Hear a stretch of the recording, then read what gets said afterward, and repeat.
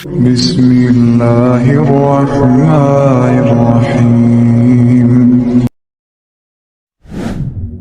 يا أيها الذين أوتوا الكتاب آمنوا بما نزلنا مصدقا لما معكم من قبل أن نطمس وجوها فنردها على أدبارها أو نلعنهم كما لعنا أصحاب السبت وَكَانَ أَمْرُ اللَّهِ مَفْعُولًا۔ اے وہ لوگوں جنہیں کتاب دی گئی، یعنی یہود اور نصارہ اہل کتاب، آمنو مان لو بات، ایمان لے اس کتاب کو جو نازل ہوئی ہے، اور کوئی ایسی کتاب نہیں ہے جو بالکل انوکھی ہو، یہ خود تصدیق کرنے والی ہے جو تمہارے پاس کتابیں ہیں اس کی۔ چلو کوئی انوکھی بات ہوتی تو یعنی اللہ کے نبی علیہ السلام اگر حضرت موسیٰ کا یا عیسیٰ کا انکار کر دیتے پھر تو سمجھ آتی تھی کہ یہودیوں اور عیسائیوں کو تکلیف ہے۔ جب نبی علیہ السلام خود حضرت عیسیٰ کی اور موسیٰ کی تعریفیں بیان کریں اور قرآن ان کی شان بیان کرے، ہمارے نبی علیہ السلام کا مبارک نام قرآن میں آئے 5 دفعہ اور حضرت عیسیٰ کا آئے 25 دفعہ، اب کیا تکلیف ہے عیسائیوں کو؟ ہمارے نبی علیہ السلام کا مبارک نام آئے 5 دفعہ، 4 دفعہ محمد اور 1 دفعہ احمد، اور موسیٰ علیہ السلام کا نام مبارک 125 دفعہ، اب یہودیوں کو کیا تکلیف ہے؟ تو اللہ تعالیٰ مارے گی کوئی ایسی کتاب یا ایسے پیغمبر نہیں آئے کہ جو انوکھے ہوں، یہ ایسے ہیں کہ جو تمہاری کتابوں کی تصدیق کرتے ہیں۔ 2 اعتبار سے قرآن نے نبی علیہ السلام کے ذریعے یہود و نصارہ کی کتابوں کی تصدیق کر دی، اس اعتبار سے کہ ان کتابوں میں موجود تھا کہ آخری پیغمبر آئیں گے۔ اگر آخری پیغمبر نہ آتے تو وہ کتابیں جھوٹی پڑ جاتی۔ تو رسول اللہ کا آنا ان کتابوں کو سچا کرتا ہے کہ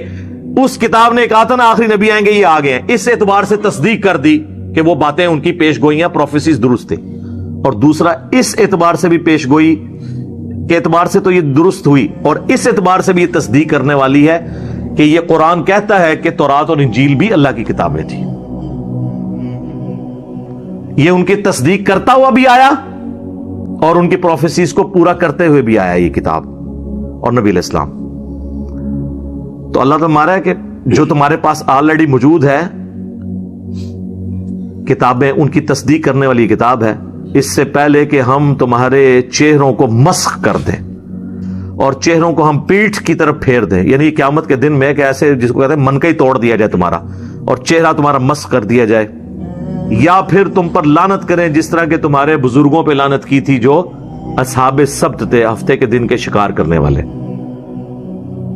ان کا ڈیٹیل ذکر سورۃ الاعراف میں آئے گا کہ ہفتے کے دن کے شکار سے منع کیا گیا،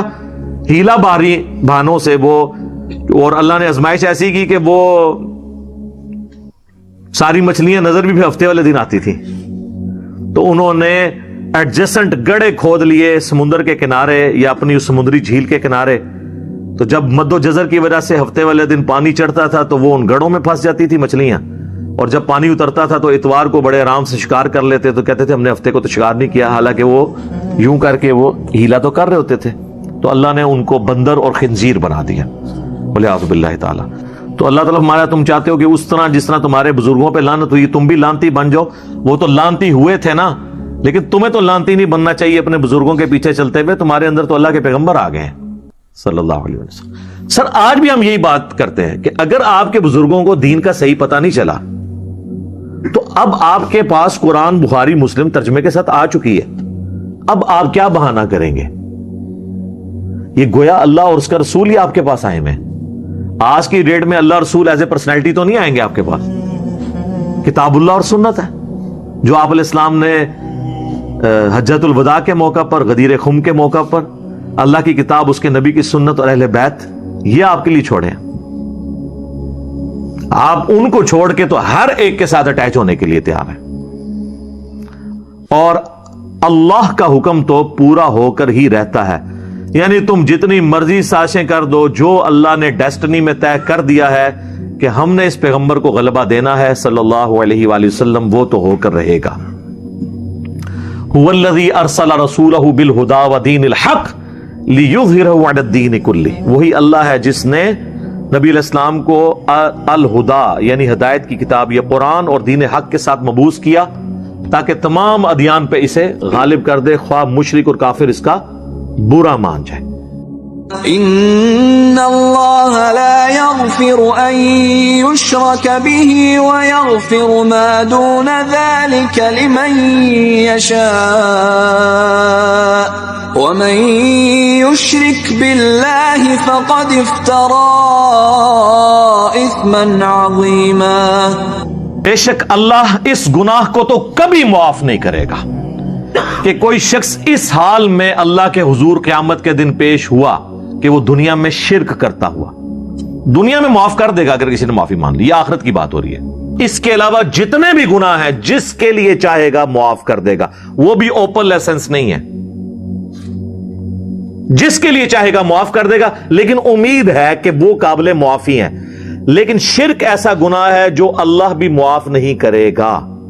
اب کوئی کہے کہ جی اللہ کی یہ قدرت کی نفی نہیں ہو جاتی، ان اللہ علی کل شیء قدیر ہے، تو اللہ یہ کیوں کہہ رہا ہے کہ میں شرک بھی معاف نہیں کروں گا؟ اللہ تو شرک معاف کر سکتا ہے، ہم یہ جملہ بھی نہیں بولیں گے کہ کر سکتا ہے، اس لیے لا تبدیل لکلمات اللہ۔ جو اللہ کی وعیدیں ہیں نا وہ اللہ کے فیصلے ہیں، یہ بہت سخت معاملہ ہے، اللہ کے کلمات نہیں بدلتے۔ اور جس نے اللہ کے ساتھ شرک کیا تو اس نے بہت بڑا جھوٹ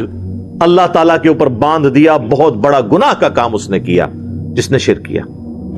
اچھا، سورہ نساء کی آیت نمبر 116 جب آئے گی نا، اس میں پہلے الفاظ تو یہی ہوں گے، ان اللہ لا یغفر ان یشرک بہ ویغفر ما دون ذلک لمن یشاء، لیکن اگلے الفاظ ہیں ومن یشرک باللہ فقد ضل ضلالا بعیدا، جو کوئی اللہ کے ساتھ شرک کرے وہ گمراہ ہوا اور گمراہی میں دور جا پڑا۔ اللہم لا تجعلنا منہم، اللہم من احییتہ منا فاحیہ علی الاسلام ومن توفیتہ منا فتوفہ علی الایمان، آمین۔ رضیت باللہ ربا وبالاسلام دینا وبمحمد نبیا صلی اللہ علیہ وآلہ وسلم، آمین۔ اب یہ میرے بھائیو ایسا ٹاپک ہے کہ میں اس پہ اگر کم از کم 2 گھنٹے بولوں نا تو تب میری تسلی ہوگی، لیکن میں نے چونکہ پچھلی قرآن کلاسز جو 344 لیکچرز میں مکمل ہوئی تھی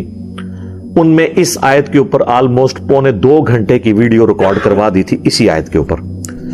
مسئلہ نمبر 3 کے نام سے وہ اپلوڈڈ ہے یوٹیوب کے اوپر، دعا صرف اللہ ہی سے۔ آپ یوٹیوب پہ ویسے بھی لکھیں نا دعا صرف اللہ ہی سے اور علی مرزا، تو وہ ویڈیو کھل جائے گی۔ أَلَمْ تَرَ إِلَى الَّذِينَ يُزَكُّونَ أَنفُسَهُمْ بَلِ اللَّهُ يُزَكِّي مَن يَشَاءُ وَلَا يُظْلَمُونَ فَتِيلًا۔ کیا تم نے ان لوگوں کی طرف نہیں دیکھا کہ جو اپنے آپ کو بڑا پاک باز بتاتے ہیں، بلکہ اللہ جسے چاہتا ہے وہ پاک باز کر دیتا ہے۔ یہ روئے سخن جو ہے وہ منافقین کی طرف ہے، کیونکہ سورۃ النساء کا اکثر حصہ منافقین کو ایڈریس کرتا ہے، جو کلمہ گو منافقین تھے، اندر سے یہودی تھے، اوپر سے اسلام کا لبادہ اوڑا، تو وہ یہ دعوے دار تھے کہ ہم تو بڑے پاک باز ہیں۔ قرآن میں ان کی اس طرح کی جو ورڈنگز ہیں مختلف جگہ پہ آئی ہیں۔ سورۃ النجم میں آیا کہ مت کہا کرو اپنے آپ کو کہ میں بڑا پاک باز ہوں، اللہ کو خوب معلوم ہے کہ کون کتنا متقی ہے۔ ہم تو تمہیں اس وقت سے جانتے ہیں جب تم ماں کے پیٹ میں ایک جنین، ایک ایمبریو کی شکل میں تھے، تو تم کیسے دعویٰ کر سکتے ہو؟ اور ان پر ظلم نہیں کیا جائے گا، یعنی اللہ تعالیٰ فرما رہا ہے جو کوئی پاک باز ہوں گے تو اللہ تعالیٰ ان پر ظلم نہیں کرے گا، ان کے اعمال کا ہی بدلہ ان کو ملنے والا ہے۔ انظر كيف يفترون على الله الكذب وكفى به اثما مبينا۔ ذرا دیکھو تو یہ اللہ پر کس طرح جھوٹ باندھتے ہیں، یعنی ان کے دعوے کہ ہم اللہ کے بڑے لاڈلے ہیں، اگر ہمیں جہنم کا پھیرا لگا بھی تو کچھ عرصے کے لیے لگے گا، پھر تو ہم جنت میں چلے ہی جائیں گے، یہ تو باقی لوگوں کی آنکھوں میں دھول جھونکنے کے لیے ایسا کیا جائے گا۔ اور انہیں رسوا کرنے کے لیے یہ کھلا گناہ کافی ہے